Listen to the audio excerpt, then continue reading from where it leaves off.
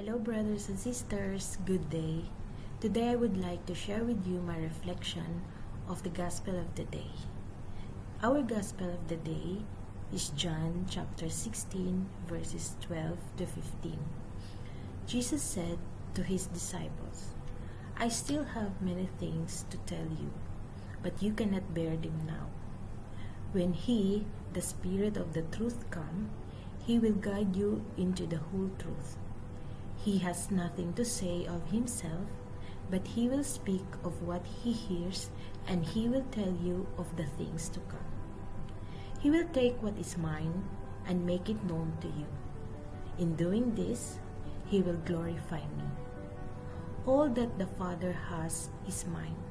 Because of this, I just told you that the Spirit will take what is mine and make it known to you." Here Jesus pointed to the cross, means his sacrifice, his suffering, and his death. But the disciples have not been able to understand because they expect Jesus as a warrior king, and they cannot imagine that Jesus could be a suffering servant, to be executed, to be jailed, to be beaten, and to be crucified for their faith, to spread the church by the sacrifice of their own blood. But Jesus does not ask the disciple to face such issue now while they are weak, but instead leaves them to a time when the Spirit will be present with the disciples to guide and strengthen them. Brothers and sisters, in this gospel, Jesus is talking about the unbearable things in our life. The unbearable is that which we do not wish for ourselves or even to our worst enemy. But suddenly it comes in us. Example, this pandemic right now. For me, it is the most horrible experience we can imagine because we are worried, suffering due to the loss of our job, and afraid to die. In this moment, we can either call God's name or question God. "Why, Lord? What is your plan? I'm calling. Do you hear me?" Most of us focus on the circumstances of pain, loss, and suffering. Circumstances that break our hearts, shatter our lives, and bring us to tears. But that is real. Yes, it is an experience of unbearable. However, there is an opposite aspect of it. Think about when you feel love, joy, and the beauty was so real, so deep, and so full that you could hold it all. It is more than you could bear, and tears poured forth. Your heart was enlarged, and all you could say was, "Thank you so much, Lord." Imagine in what ways have the beauty, joy, and love been more than you could bear. I remember the day when a newborn boy was placed in my hands. He is not my own son, but it was more than I could bear. I feel so loved, I feel the joy, and the beauty was so real. It's more than the greatest, the biggest, and the best wishes in our lives to the entire family. It leaves me in a speechless gratitude to God.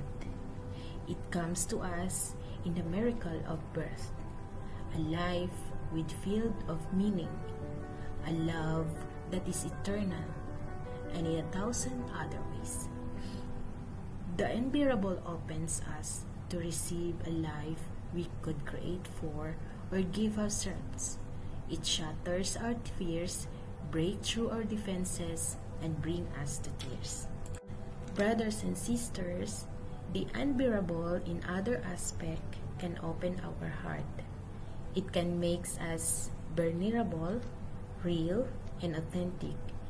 It creates space for and invites intimacy. That is the beginning of a new life.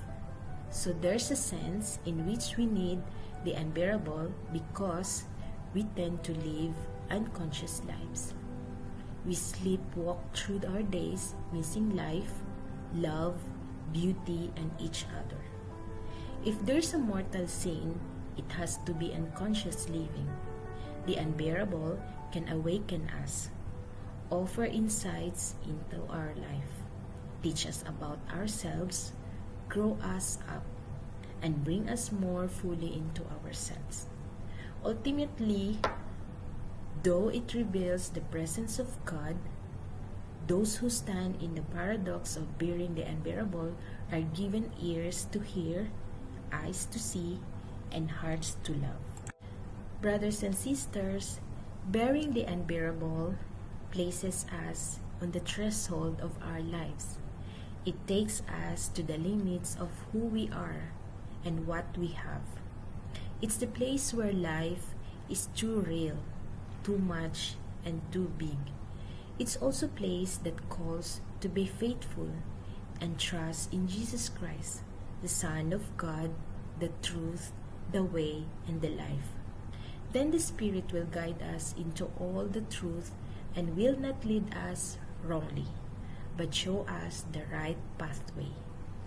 That path might be narrow and rough, but the Spirit of truth will help us to walk with confidence. Our circumstances change daily, but the Spirit of truth stands ready to help us to relate God's truth in the new situation.